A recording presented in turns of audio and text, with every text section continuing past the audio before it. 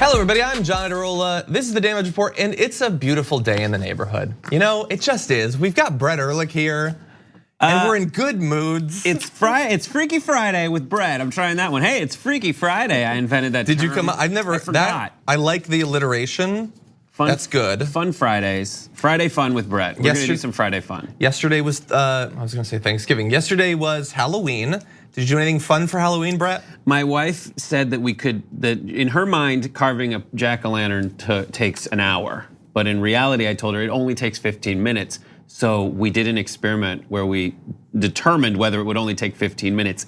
And once to do a basic to do a jack-o'-lantern, and it's about 15 minutes. In my mind, I would have guessed 90 minutes. 90 minutes, but it doesn't. You just, when I was a kid, I would try to make like the eyeballs look like they had pupils, and I always failed. Oh. And it looks better when you just do the bare minimum. Or you just marker it. I just straight up made triangles, 15 minutes. Yeah. And it's delightful. Okay, well, we're gonna have to see a delightful. photo. What about you? You made some pastries. Yeah, so really fast. You know what, screw the news, we're gonna talk about this for an hour. It's fine. Yeah, let's talk about the upcoming Game of Thrones prequel, you know? My fiance and I are big fans of The Curious Creations of Christine McConnell, which is a macabre baking show that was on Netflix for one season. It was only on Netflix for one season because Netflix management is stupid as hell and they didn't renew it for this Halloween. Just so you know, if you go to John's house, it's already playing when you get there. Yeah, it is like basically. In March. Always. But anyway, we baked a bunch of mini rhubarb pies with eyeballs baked into the top. And they looked pretty cool, except we, despite all of our preparation for this and watching Christine McConnell and also the Great British Bake Off, when I baked the bottom part of the pie crust, and that was it, you do that first. I put in 12 of those and they came out and all of them were like ballooned up like this. Like not like a crust at all, really. So it's apparently, I've heard that cooking is an art and baking is a science. And I am neither artist nor scientist, apparently. Fair enough. Just really quick, for happy half hour, JR Jackson, who you might remember from JR Wednesdays.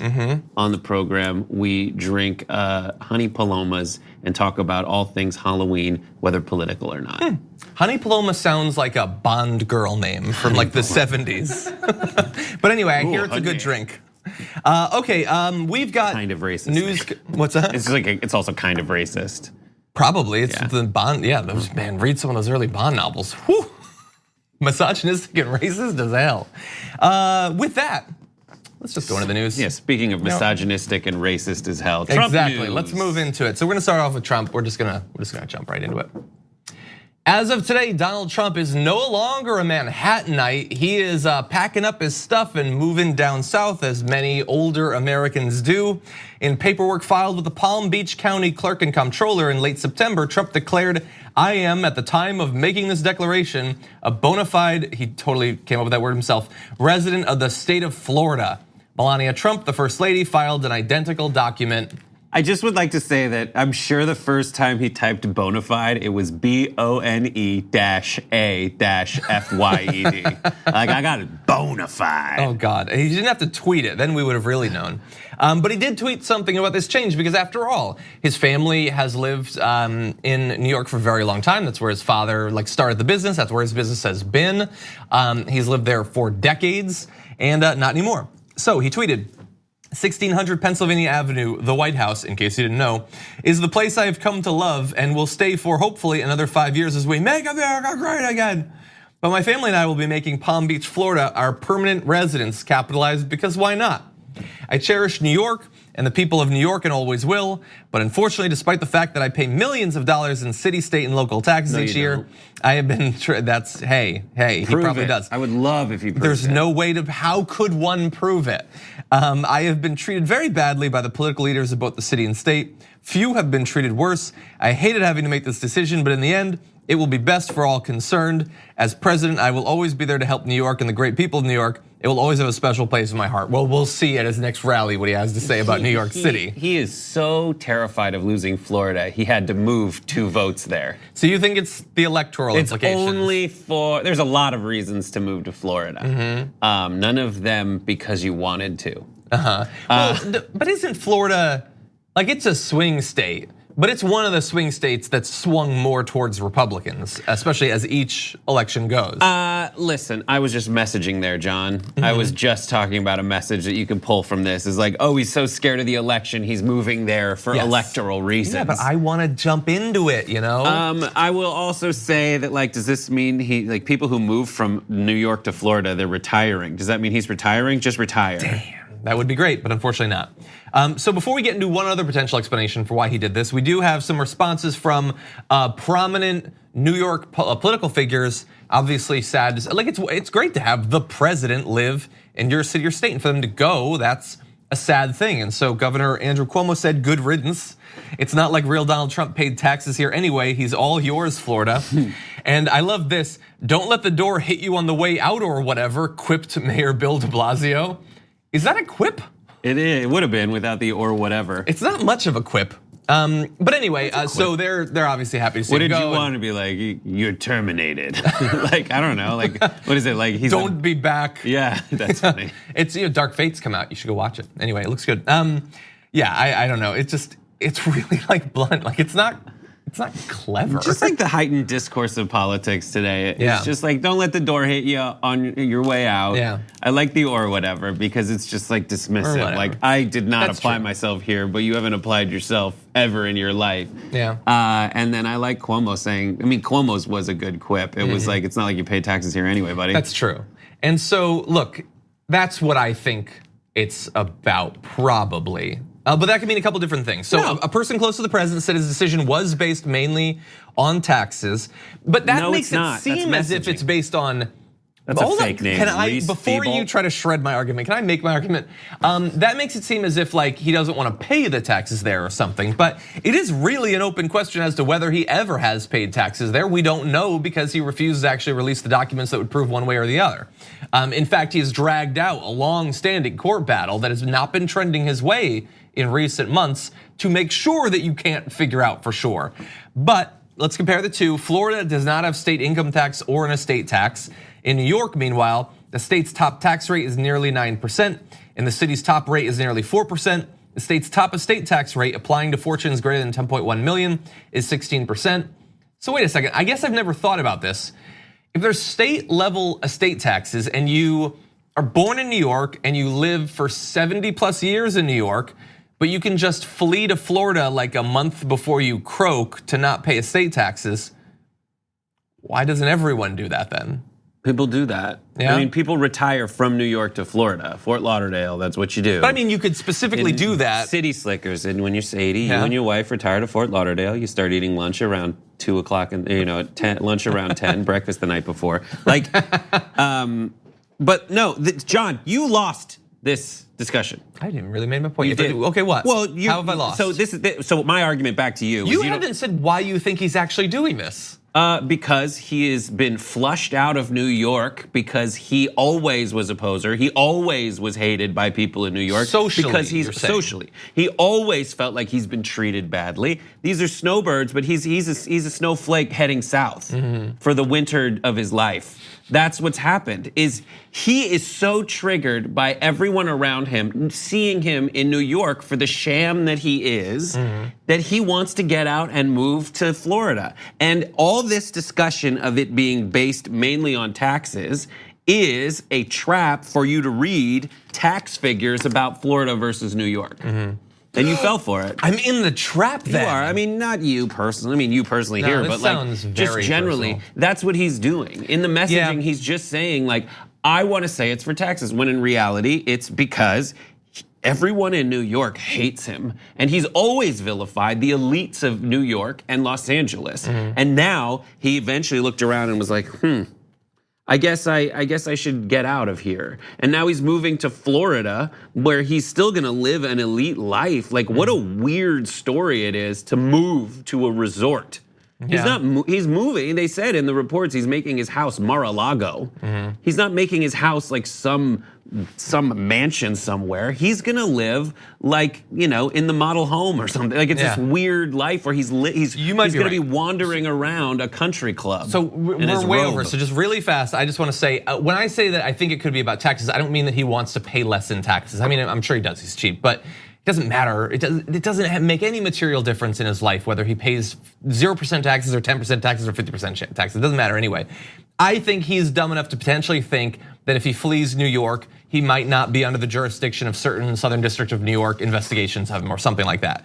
I think that's a possibility. I don't think that we should entirely write that off. Yes, I'm sure he has grown to feel more despised when he's in New York, but he hasn't spent much time in New York in the past couple of years. He spent a lot more time in Florida. So I don't know for sure. We're just putting it out there. Feel free to respond in the comments about what you think is the right explanation. Don't agree with Brett or you're banned from the channel. Makes sense. Yeah, there you go. Okay, so we have lots more to get to, so we're gonna roll into a break, but come back, lots more after this. We need to talk about a relatively new show called the Republic, or UNFTR. As a Young Turks fan, you already know that the government, the media, and corporations are constantly peddling lies that serve the interests of the rich and powerful. But now there's a podcast dedicated to unraveling those lies, debunking the conventional wisdom. In each episode of the Republic, or UNFTR, the host delves into a different historical episode or topic that's generally misunderstood or purposely obfuscated by the so-called powers that be, featuring in-depth research, razor-sharp commentary, and just the right amount of vulgarity. The UNFTR podcast takes a sledgehammer to what you thought you knew about some of the nation's most sacred historical cows. But don't just take my word for it. The New York Times described UNFTR as consistently compelling and educational, aiming to challenge conventional wisdom and upend the historical narratives that were taught in school. For as the great philosopher Yoda once put it, you must unlearn what you have learned. And that's true whether you're in Jedi training or you're uprooting and exposing all the propaganda and disinformation you've been fed over the course of your lifetime. So search for UNFTR in your podcast app today and get ready to get informed, angered, and entertained all at the same time.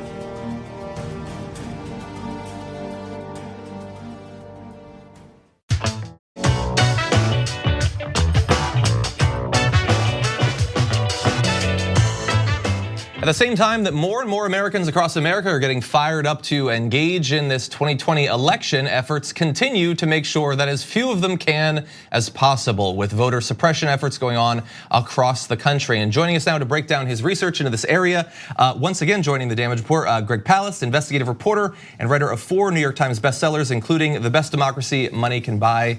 Greg, welcome back to the show. Glad to be with you, John.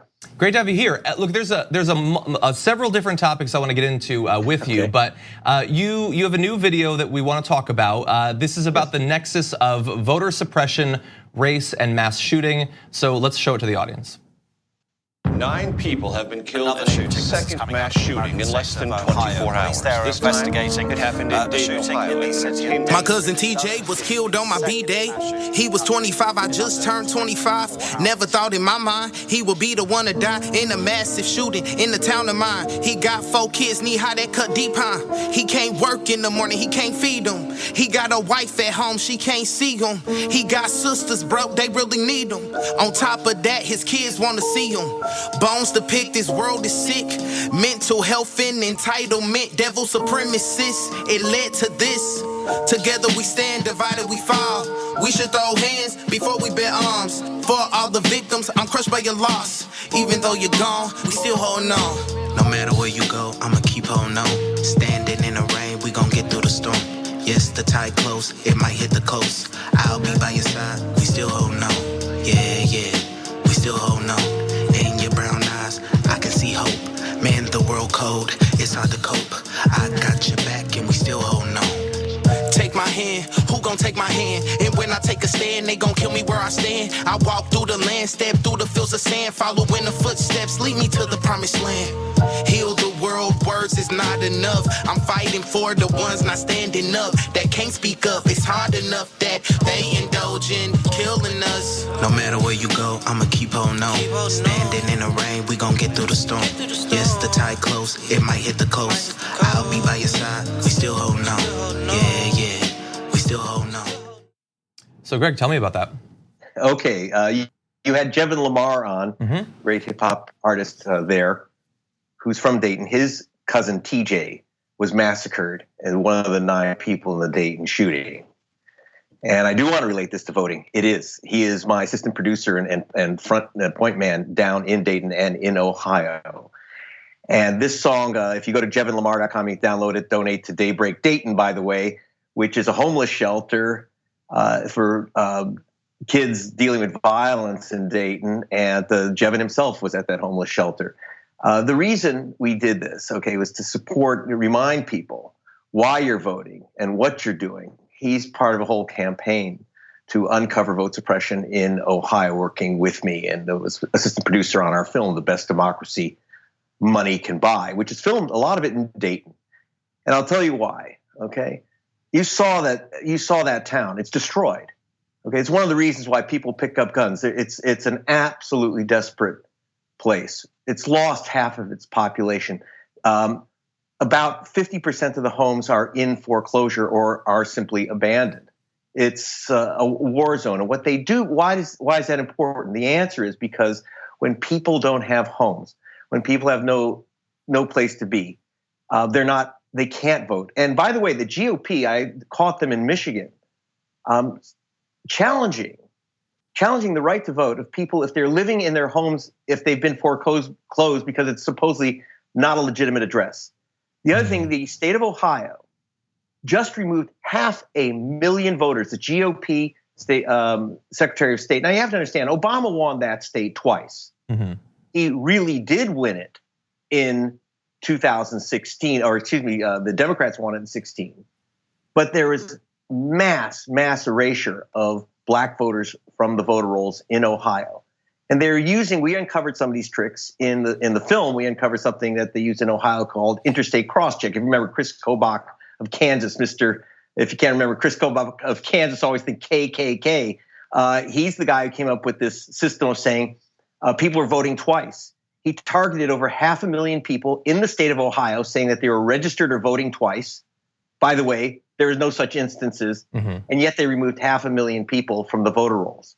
Now understand, in Ohio, they use something called purge by postcard. So they don't just remove everyone on Chris Kobach's racist hit list, they send you postcards. Or if in Ohio you skip a couple votes, then you also get a postcard. If you don't answer the postcard, you lose your vote. We call it purge by postcard on the grounds that supposedly not answering that postcard means you've left the state. No, they haven't left the state. They've been pushed out of the economy. Now, for Stacey Abrams' organization, Fair Fight, my investigative team actually went through the names that were purged in that state, in Georgia. We literally went through all the names of people purged by postcard to see if they'd actually left the state, as Chris Kobach, and in Georgia, a guy named Brian Kemp, the governor who beat Stacey Abrams supposedly.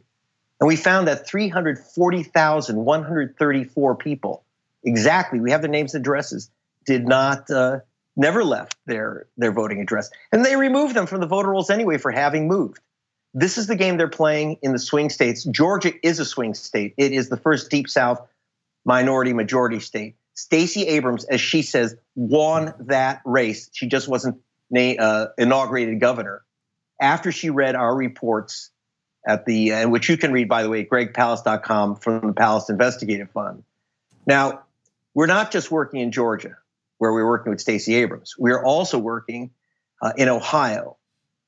We're suing the state of Ohio to get all the names and addresses of people they've purged by this postcard method. And by the way, sending out postcards is itself, you may not realize this, is kind of a racist little trick, because they know that postcards sent to people in urban areas and renters and students who move about, they don't get returned the way you do from the suburbs. In fact, the Census Bureau has said that if you're black, if you're urban, if you're young, if you're a renter, you're 600% less likely to return a government postcard as a white suburban homeowner. Wow. So they know if they use the postcard trick, they knock off people who, by definition, like renters, move. You don't lose your vote because you moved. You don't lose your vote because you've been foreclosed.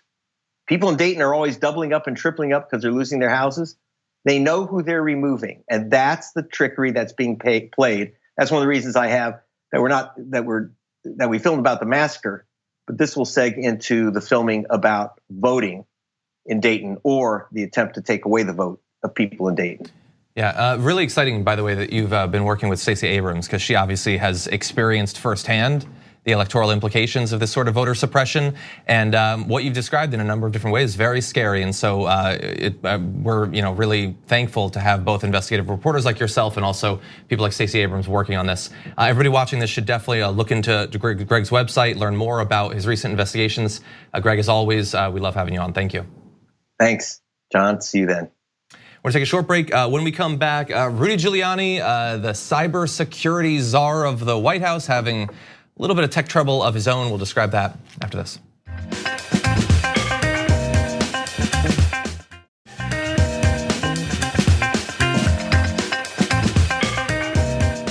Donald Trump only chooses the best people to serve in the White House, and the best of the best is undoubtedly Rudy Giuliani.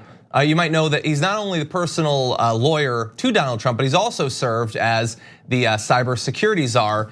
Although he's had a few difficulties in that area himself, precisely 26 days after he was tapped to advise Trump on cybersecurity, the former mayor went to a San Francisco Apple store and asked an employee to help him unlock his iPhone 6.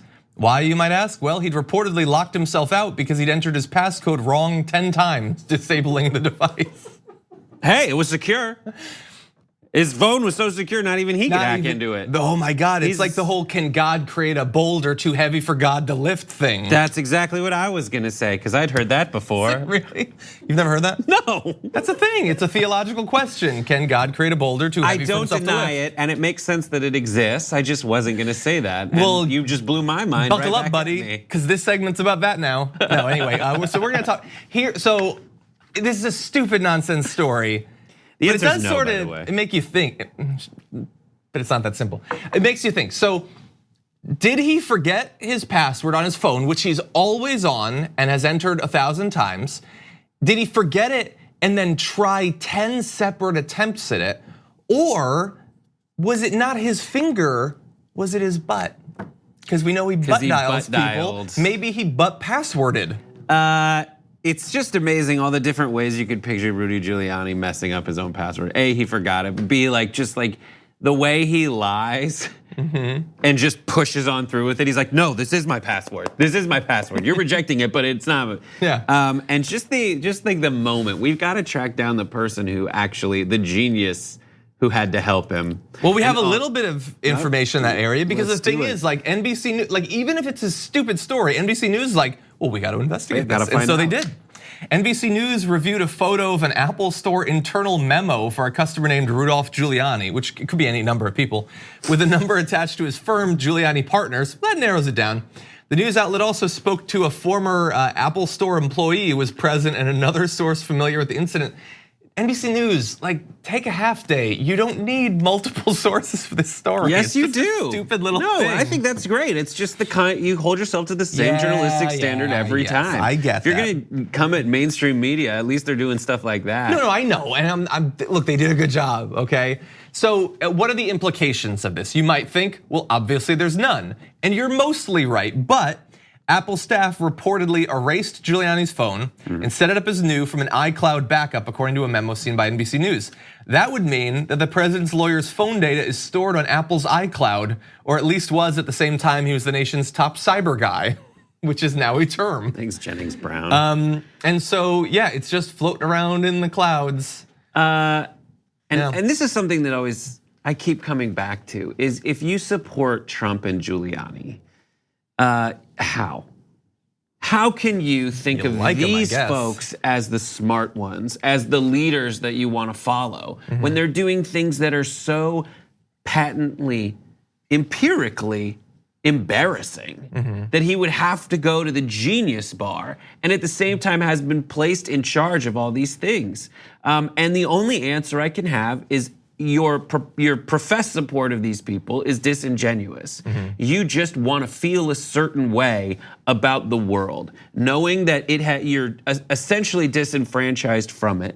At least you can support people, and when you support them, it makes other folks angry because the world is so, this is the most of a benefit of the doubt I can give to folks. It's like nothing around me makes any sense, so I'm gonna support people who, by supporting them, I'm making the least sense. I don't get it. Did I figure it out? Yeah, you nailed it. We like, got that's him. it. Like, We I got don't know him. what to do. And I feel like similar to when I said you lost some kind of discussion earlier, I feel like I've lost a discussion earlier by trying to figure out why you would still support Rudy Giuliani. You didn't lose the discussion. We've all lost in a metaphysical sense. That must be but what I'm you have grappling not with. individually lost.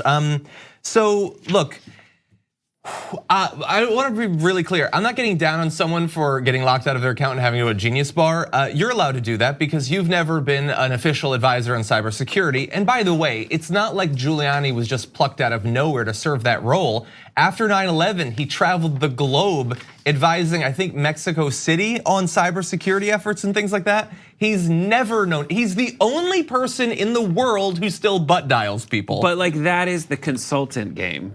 And that it doesn't exists make any everywhere. And it's the same game that Trump plays. That's why they're so good together. Is because Trump is just licensing his name onto things that you want to seem ritzy. Yeah, Giuliani, I guess, is the other example of And that. Julie is licensing he's going around professing to be, as he was America's governor or mayor in the wake of 9/11. He never let it happen again. Somehow he branded himself as security guy. Let it happen. 9/11 is 0% on Rudy Giuliani. I want to be very clear about that. But it's weird to build your brand in the way he did because his brand wasn't, here is how you project strength and calm in the wake of a tragedy. His brand was stopping tragedies, but he didn't stop the tragedy. He projected stability and calm in the wake of a tragedy. So it's weird how you can brand that. You're 100% right. He frisked everyone who didn't deserve it. That's true. Oh yeah, no, he's a terrible guy. Look, now this is obviously a funny story. That's why we're talking about it, but it's an inroad to a more important conversation about this because it's one thing to like look at the cybersecurity advisor to the president and say he's a joke. Obviously, he's a joke. But this exists in a cloud of, like the president's lawyer's data, it exists in a cloud of similar issues, and that is that Donald Trump refuses to use a secure phone, even though they've tried to get him to do that. Everyone in the White House uses private email for official business. The GOP is doing everything they can to block election security efforts. Just recently, this was a weird piece of news that just slid under everyone's radar for the most part. White House cybersecurity chief quits, says leadership is inviting an attack. That wasn't even really news last week. But so Rudy Giuliani, I hope that you hook him with him being a chucklehead who has to go to the Genius Bar, but then the meat of that sandwich is they don't take any of this seriously, and why would they? Donald Trump has no incentive to secure anything. He has profited greatly from the insecurity of these exact systems. What do you mean he's profited greatly off the insecurity of these Well, for exact instance, the systems? fact that the DNC was so easy to hack into sort of worked out for him. Yeah, but like why he has no incentive to do anything. Why would he push for election security measures? Why would he have a stern talking to with Mitch McConnell? Yeah, okay. Yeah, no, I get what you're saying. Maybe he would have more of an incentive for his own phone, but clearly it's not affecting him. He doesn't want to do it. Well, right, but see, what would happen if he had his phone hacked? The response would be, that's all fake. It doesn't exist, that's not mine. I mean, it hasn't stopped him before. It wouldn't actually get through to his. I mean, yeah, it's just like a constant messaging that we all have to do in order to reinforce that like something is wrong here. I did see that story about the cybersecurity person leaving and saying things otherwise. It's just, you never know how it's gonna be used by other folks in the media. When this happened, it was like, yeah, of course, someone quit and they said, I don't like it here. But that, I think the more disturbing thing about that story is all the people who are good at stuff have left. And it's only run by people who are bad at stuff. That's what's so frustrating. And that's why I don't know what to call it. I've been like resign culture. Like I can't be here anymore to watch the hen house. So I quit. And all that's left is foxes. Yeah. It's burnout. It's burnout of control. Okay, that's gonna be my new book. Or if I turn right wing, it'll be triggered and there'll be a picture of me on the front. Anyway, we're gonna take a short break. We come back, another guest is gonna join us after this.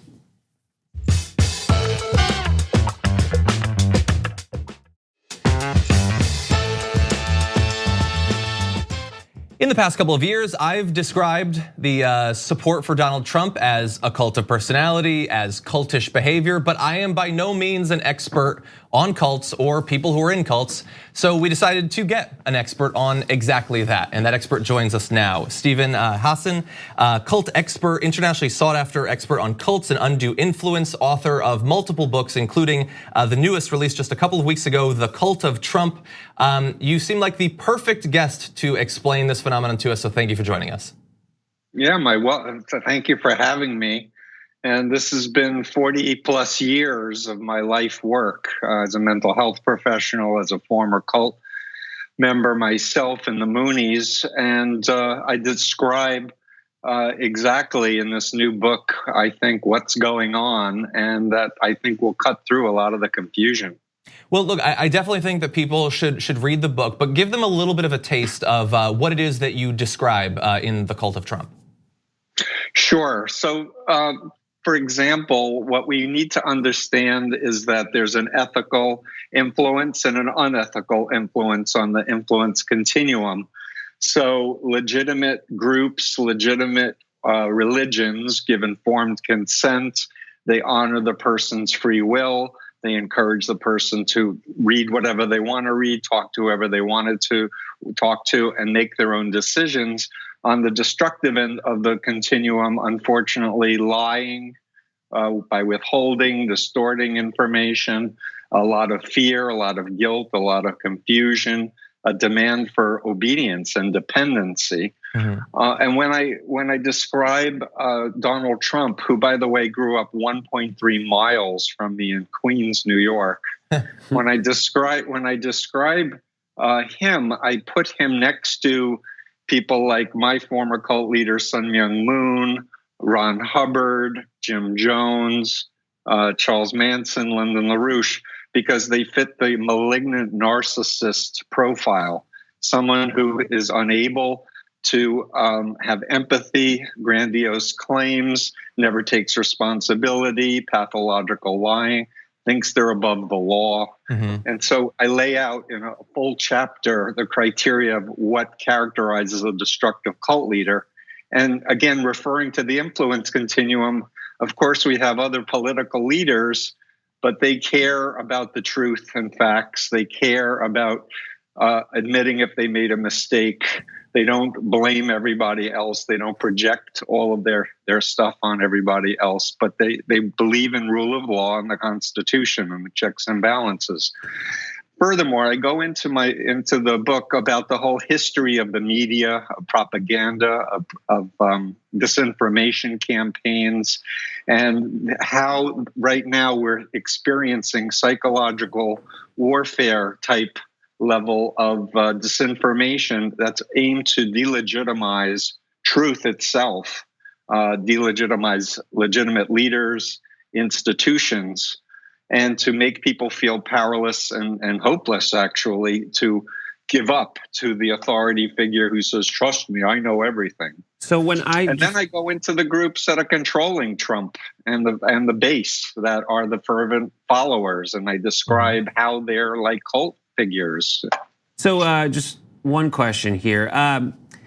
When I think of cults and how they end up making news, if they do make news, it has to do with putting on Nikes and killing themselves, and or like some kind of mass sarin gas attack on some kind of subway, you know? So the question is, how far, in your estimation, is the cult of Trump from doing something like that? And do you foresee it ever getting to that situation? So unfortunately, the moment Donald Trump said I could shoot someone on Fifth Avenue and people will follow me blindly, I've had a deep concern of how dangerous this individual is. Honestly, I was in the Moon cult during the Nixon impeachment period, and I went from thinking Nixon was a crook before I was recruited deceptively into the Moonies to fasting for Nixon because Moon said God had chosen him to be president. And right now there are millions of Americans who are being misled by their religious leaders saying that they think Trump is like a King Cyrus figure, that God is using him, and therefore we need to give total allegiance to him. To answer your question, I'm very concerned in any organization where there's this absolute need for dependency, obedience, and loyalty, where people who say critical things, they're the enemies of the people, the media, which we know is like one of the most important checks and balances on abuse of power. And my fear is that the extreme right-wing media has been talking conspiracy theories for a very long time, where many people are stockpiling assault rifles and machine guns, and are believing that there needs to be a civil war in the United States. This is one of my deeper fears. So that really gets into what might happen if the impeachment goes through or if he loses re-election. But let's say hypothetically that he either loses re-election and does step down, or if he were to pass away in office. What I'm curious about is your experience with other cults having to deal with the loss of the figurehead. How do you think these millions of Americans might respond if he either is no longer in power or if he were to pass away at some point? That's a good question. I can only speculate that Trumpism will continue even if he's removed from office or if he dies in office due to his ill health. So I'm very concerned about this whole mentality that's been inculcated in American consciousness, that we need to hate our fellow Americans. We need to call them names. We need to put them down. We need to ignore rules of law and forget about the Constitution, even though Trump and the cabinet all swore loyalty to the Constitution. They're not following the Constitution. So I'm very concerned. And so you said you were in a cult, you got out. These people, by your definition, seem to be in a cult. How did they get out? What kinds of things should people be saying? Because we all like bang our head against the wall to figure out how to get through to people who are in the cult of Trump. What's your advice for trying to get people out of it? Right. So thanks for making that point. And I want to state categorically that the natural or the normal reaction when someone finds out a friend or a loved one is getting into Scientology, for example, or is getting involved with some multi-level marketing scam, is to want to shake them and say, hey, it's a cult, you're being brainwashed. And it usually has the opposite effect of making people more defensive and driving them deeper in because they've already been told they're going to be persecuted. So what I'm advocating in my book is that the family and friends who have loved ones who are believing totally in Donald Trump and the whole ideology of Trumpism, they need to start reaching out and reminding their loved ones of happy family memories, bring out photos and videos, agree not to even talk about politics at first if you've broken off all contact for an extended period of time, and find common ground where you can talk together. Now, another technique that I teach my clients when they're trying to help a loved one in a cult is you can't make them leave or talk them out of it. You can encourage them to reflect and analyze and reevaluate and change their own minds. And the easiest way to do that is by explaining mind control, which on the influence continuum looks at behavior control, information control, thought control, and emotional control. And I have this all listed in the Cult of Trump book. But also talk about another group that they would agree is a destructive force or a destructive cult. And with people who are in Trumpism, Chinese communist brainwashing is what I advocate a discussion about. And it's very interesting that while China is doing programs on over 1 million people in their own country, they're accusing Hong Kong of brainwashing the students to protest them. And so a whole discussion of what is brainwashing. And the reality is when I was had a deprogramming in 1976, what helped me get out of the Moonies was understanding Chinese communist brainwashing criteria. Robert Lifton wrote the seminal book on the subject and outlined 8 criteria of brainwashing or mind control, or he liked the term thought reform. And I've taken my BITE model and based it on his model. And it provides a behavioral mechanism to this look at facts and then to self-reflect. How did I ever come to believe in this. Like, go back in time. How did I come to believe in Moon, or how did I come to believe in Trump? And kind of with a perspective, look at the techniques of influence that were being used. And I would say categorically, the universal mind control technique that all cults use is phobia indoctrination. The installation of irrational fears that if you question the leader or the doctrine or the group or want to leave, terrible things are going to happen to you. So in the mind of someone who's under mind control, they can't imagine leaving. They can't imagine changing their mind and being happy and fulfilled. They can only generate negative scenarios, John. Wow, well that is fascinating. I wish that we had more time to get into this, but for people who are interested in learning more about the cult, and especially as you were talking about, if they have family members, they should look into the Cult of Trump as well as your other books, Combating Cult Mind Control and Freedom of Mind. Stephen Hassan, thank you so much for joining us today. Yeah, thanks. Love to do it again, John. I'll like your work. Let's talk soon. Thank you. Okay, thank you. We're gonna take a short break here. When we come back, the Keystone XL pipeline, everyone said it couldn't possibly leak, but what do you know? It sprung one. We'll talk about it after this.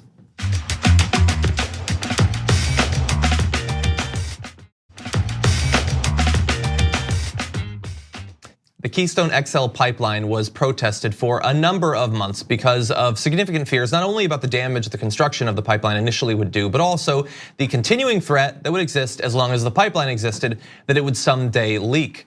And we were assured that that would not happen, but of course it has happened. It's happened before and it just happened again, with more than 9,000 barrels of oil estimated to have spilled from a leak in the Keystone pipeline in northeastern North Dakota. It's the second significant spill in 2 years in the pipeline that runs from Canada's tar sands region and through 7 US states. The oil spill affected a wetlands area. TC Energy, formerly known as TransCanada, and which operates the pipeline, said Thursday an estimated 9,120 barrels of oil, around 383,000 gallons, enough to fill half of an Olympic-sized swimming pool, was released in the spill. Man, those Olympic-sized swimming pools sure can hold a lot. Yes. That's what I learned from this. But anyway, the company put out a statement saying, our emergency response team contained the impacted area and oil has not migrated beyond the immediately affected area. And I don't know what that means. Well, oil. So it only affected the area that it affected. Yes, that's it, and that's all it ever has been. Was what else could it have affected than the part that it affected? It just sounds like a statement that should make you think you shouldn't worry. But if you're in the affected area, of course you would worry. And this is precisely what people said they were afraid of, and this is the part that people know about. Yeah. You know, it's like it's very difficult to monitor the entire expanse of this pipeline. But yeah, pipelines go for miles and miles, and this is exactly what people were complaining about. And the reason they complained about it before is because they know pipelines leak, and they know that areas are affected because they always are. And then when the statement afterwards is for you not to worry about the thing that you warned folks about, it just makes you feel terrible. Yeah. And they're gonna move on because of course they will. Yeah, well, because this is just a minor little blip, and then they'll continue making money. If you feel terrible, as Brett alluded to, don't. They're on this.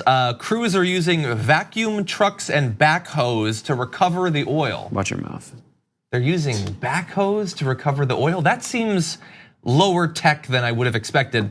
So this was terrible. Back in November of 2017, more than 200,000 gallons of oil, around 4,700 barrels, so about half as much leaked in South Dakota. So from 2017 spill to 2019 spill, it's twice as bad. I'm not amazing at math, but wait until a couple more years go by. I don't know. But anyway, the important thing here, and the reason we're covering this, is not only to say we knew this was going to happen, and in fact it did happen, and it vindicates all of the efforts of so many people who try to stop it from happening, but because this company is trying to make something else happen, and that's another expansion to the pipeline. TC Energy is seeking to build the Keystone XL pipeline that would begin in Alberta, Canada, and go to Seal City, Nebraska.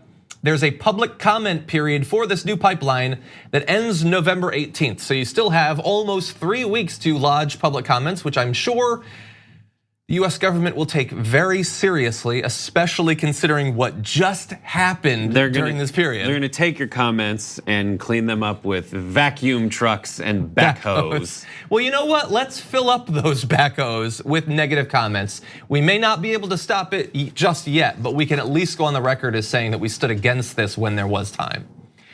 Thank you so much. Thank you, John. It's been a pleasure. It always is. It always is. But You're there's- fun, even when you're preemptively trying to make me look stupid. So thank you for that. It doesn't take that much effort. Maybe It does, though. I'm just kidding. Okay. We do love each other. Watch Happy Half Hour, maybe. I don't know. We'll see. Thank you as always. Thank you as always. We'll see you on Monday.